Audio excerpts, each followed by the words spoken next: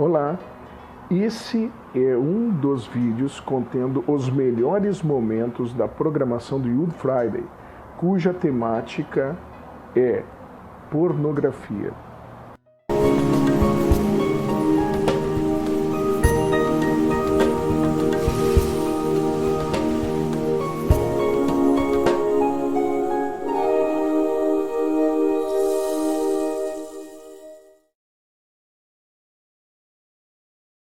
De alunos que tiveram sua primeira experiência sexual com 11, 12 anos, outros com 8, 9 anos. Quem fez isso? Às vezes, o próprio irmão mais velho, que andava muito ligado à pornografia. Às vezes, o priminho. Às vezes, o vizinho, aquele amiguinho que estava sempre brincando na casa e começou a ter acesso a isso, porque a internet está possibilitando muito esse acesso, e aí acabou por fazer o quê? Corromper aquela criança, aquele menor, aquele vulnerável, e levá-lo para essa primeira experiência numa situação assim de violência, de coerção, que deixou sequelas traumatizantes para o resto da vida. Notaram? E aqui uma observação, Silney. Hoje existem vários mecanismos para tentar barrar a pornografia, mas eu vou ser bem franco e dizer, não são totalmente eficazes. Na nossa escola, nós tínhamos o melhor sistema de firewall para impedir que abrissem sites com conteúdo pornográfico. Quantas vezes em sala de aula eu pegava ali alguém e dizia, olha, abre para nós, põe aí no Google, pesquisa tal informação. Vamos ver agora, em tempo real, o que está sendo dito sobre esse assunto. E ali o aluno, telão aberto, computador aberto, firewall, teoricamente impenetrável para pornografia e outras coisas, digitava ali uma palavra e aparecia os vários sites e às vezes as imagens do lado, e invariavelmente, cansei de brigar lá com a turma da informática, diziam, professor, não tem como evitar, infelizmente esse pessoal é criminoso, é bandido, eles dão um jeito de burlar as regras da internet. Sempre, invariavelmente, aparecia conteúdo pornográfico. Eu tive de parar de fazer isso em sala de aula. Por quê? Porque isso acontecia. Mas teve um benefício disso. Eu comecei a dizer, não, apaga aí, tira a tela, cancela o telão.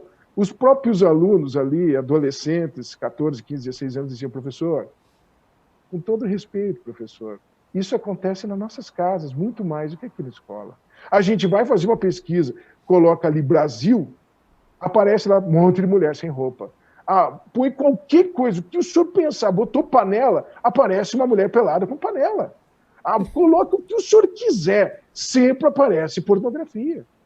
Veja, isso foram os próprios alunos que nos colocaram essas situações. E pior que era verdade. Em casa, você ia fazer uma pesquisa, ia para o Google, aparecer lá a relação de sites que você poderia clicar para aprofundar o conhecimento da área, e havia pornografia. Entende? Por mais que os firewalls fossem muito bem preparados para isso. Porque, como eu falei, há uma gigantesca indústria criminosa por trás da pornografia, relacionadas aí à pedofilia, sequestro, assassinatos, etc, etc, etc. Então, veja, essa turma tem seus programadores que vão lá e trocam uma série de configurações para que o site seja, por muito tempo, passado pelos firewalls do Google como se fosse um site de pesquisa normal ou de informações, quando na verdade é conteúdo pornográfico. Como a própria doutora falou, aí cerca de 30% das pessoas que consomem pornografia são crianças. E eles sabem disso. E não estão, muitos deles, infelizmente, desses 1 bilhão de sites que trabalham com pornografia, pode colocar aí milhões deles, não estão nem aí, porque quanto mais cedo conseguir viciar o indivíduo nisso, é que nem o traficante, né? Quanto mais cedo a pessoa começar a usar droga, melhor. Quanto mais cedo começar a utilizar nossos produtos, viciar o nosso conteúdo, mais clientes nós vamos ter no futuro. E hoje, a audiência no mundo global vale trilhões. Tá. Mais alguma pergunta aí? Eu tenho uma contribuição aqui, um comentário, eu vou ler aqui para você. E aí, se você tiver alguma coisa a mais, nós já chegamos no nosso tempo 10h30. Aí você vê que você tem alguma coisa a mais para daí fazer um fechamento da tua parte. e a gente passa a palavra para o pastor Robson daí. O Daniel Vasconcelos fala o seguinte: a maior preocupação é que isso é uma luta contra a nossa natureza. A maneira de combater e render-se é a atuação do Espírito Santo e alimentar o lado espiritual. Nosso alimento diário alimenta o lado carnal. Em todas as idades nós somos atacados todos os dias e em todos os momentos. Então seria permitir, né, que a gente, alimentando o lado espiritual, a gente consegue trabalhar esse lado para não, porque a gente vai estar sendo atacado todos os dias de um jeito ou de outro, né? Veja, Silnei, aqui é uma coisa muito importante. A Bíblia, tu me conheces, tu sabe que o meu referencial teórico é a palavra de Deus. Eu, como cientista, como pesquisador, quanto mais a gente pesquisa e tem acesso às informações que são resultados de estudos sérios, mais a gente percebe que Deus tinha razão. Para te ter uma ideia, eu não sei se os que estão assistindo o programa têm essa informação, se não tiver, vai pesquisar que vai encontrar. O Prêmio Nobel, ou Prêmio Nobel, como alguns chamam, de 1955, um dos prêmios Nobéis, ficou para um químico estadunidense que isolou uma substância chamada oxitocina. O que é oxitocina? A ocitocina e vasopressina são também chamados de hormônios do amor. A ocitocina, ela é produzida ali no hipocampo, na parte do cérebro onde fica as áreas onde são produzida a maior parte de alguns neurotransmissores que influenciam o crescimento, influenciam a tireoide, influenciam as nossas gônadas, os nossos aparelhos sexuais, né? O ovário da mulher, o testículo dos homens, hormônios relacionados à sexualidade e por aí vai. O que a ocitocina faz no cérebro? Note, o que está escrito lá em 1 Coríntios 7? O homem e a mulher, um pertence ao outro, e não deve se privar do sexo. É o que Deus revelou através do apóstolo Paulo. O sexo faz parte da vida humana e é importante para a saúde. Agora você pega e vai lá para, se eu não me engano, Isaías 49, é isso mesmo, versículo 13. Me permitam aqui. Na verdade, 15. Acaso pode uma mulher esquecer-se do filho que ainda mama? Em outras versões diz, do filho que amamenta? De sorte que não se compadeça do filho do seu ventre? Mas ainda que esta viesse a se esquecer dele, eu todavia não me esquecerei de ti. Veja, pode uma mãe que dá mamar, que amamenta, esquecer do filhinho? Mas se isso acontecer, eu, como teu Deus, não vou esquecer de você. Por que Deus usa isso? Veja, a Bíblia está cheia de informações fantásticas nas entrelinhas. Milhares de anos antes da ciência chegar lá, Deus já estava lá. Por isso que eu não tenho vergonha de dizer, meu referencial teórico é a palavra de Deus, porque ela antecipa as coisas. A ocitocina foi isolada em 1953. 2 anos depois, quem conseguiu fazer isso e as descobertas relacionadas à ocitocina ganhou o prêmio Nobel. O que ele descobriu sobre a ocitocina? Ela é produzida no cérebro e ela é liberada. Em que situações? E quais as consequências? Quando a mulher ela tem a criança e amamenta, quando ela está amamentando, o cérebro libera doses monstruosas de ocitocina no cérebro da mãe e através do leite vai para o cérebro da criança. E qual é o efeito disso? Há um vínculo emocional brutal entre mãe e filho.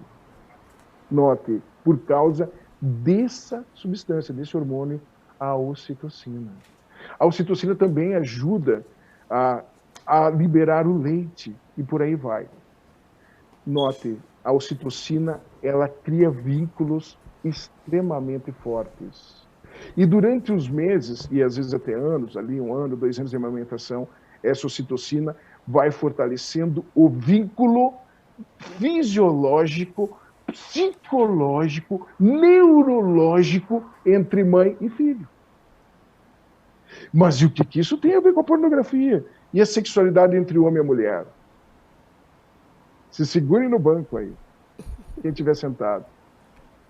Quando o homem e a mulher têm relação sexual, o que a ciência descobriu? Libera ocitocina e vasopressina no cérebro dos dois que estão tendo a relação sexual. E essa ocitocina e vasopressina fazem o quê? Criam vínculos mais sólidos entre o casal. Alguns alunos me perguntavam assim, professor, quando eu tiver com os 80, ela vai pedrada há anos, e minha mulher também, eu vou sentir prazer com ela? Porque ela vai estar toda desbarrancada, toda caída, e eu também. Como é que funciona isso? Será que não é por isso que muito homem larga a mulher velha e casa com uma novinha? Isso é um mito. O que acontece é o seguinte, a ocitocina, não distorçam minhas palavras, por favor. Eu vou tentar explicar de uma forma mais fácil de entender. Essa substância no cérebro humano, ela faz, sabe o quê? Ela literalmente programa teu cérebro para enxergar de acordo com o que esse hormônio quer que você enxergue. É como se colocasse na frente dos teus olhos uma outra percepção. Você sente prazer, você sente atração, você sente todo aquele contexto de alegria, de satisfação, de estímulo com aquele homem ou com aquela mulher, o teu parceiro, por causa da ocitocina. A mesma substância que libera no leite e no cérebro da mãe e da criança quando amamenta. A ocitocina é o hormônio do afeto, do amor, da solidez das relações. Então veja, quando o indivíduo, prestem bem atenção nisso, isso foi Deus, isso é lindo, isso é maravilhoso, isso é revolucionário. Nosso Deus já tinha revelado nas entrelinhas da sua palavra o efeito da ocitocina. E aí alguns ainda dizem que a Bíblia é um livro de contos de fábula. Aí tem de ter muita falta de conhecimento e, com todo respeito, é muita ignorância.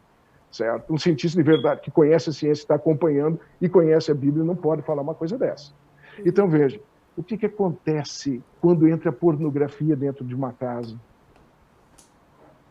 O hiperestímulo sexual, que começa a corromper o correto funcionamento da produção da ocitocina, do estímulo à ocitocina, porque você está criando um estímulo superficial ou não natural, um estímulo antinatural. Você está acostumando o seu cérebro a ser hiperestimulado sexualmente com cada vez mais pornografia, e vai num crescente. Você começa vendo gente pelada, daqui um pouco é gente fazendo o sexo pesado, depois o sexo mais pesado, mais brutal, mais absurdo, coisa monstruosa, porque vai no crescente, é que nem pimenta. Ou temperos. Tu põe uma pitadinha, quando vê, tá botando o saleiro todo. Quanto mais o teu paladar vai ficando distorcido, mais complicada fica a situação. Uhum. Então, veja, você vai contaminando o seu cérebro e ele vai ficando digamos assim, como vou falar a palavra? Desajustado. É a melhor palavra possível.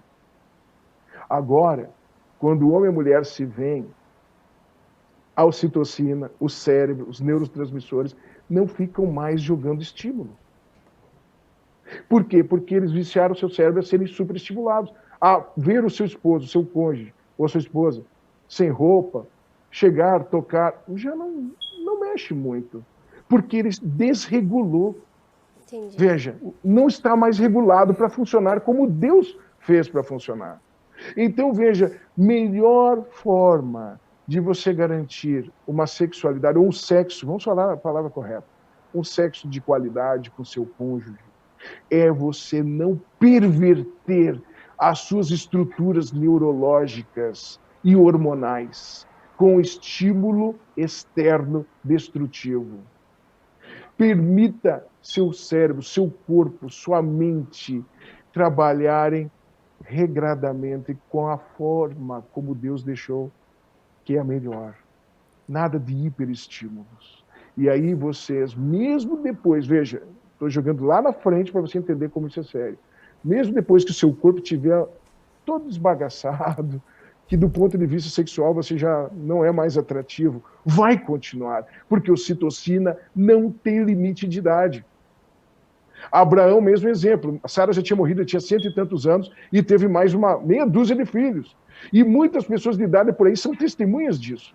Eu tenho uma vida sexual lá, eu indivíduo lá com 80, 90 anos. Maravilhosa. Claro, não é mais comum quando eu era jovem, mas ainda funcionamos. Por que funcionamos?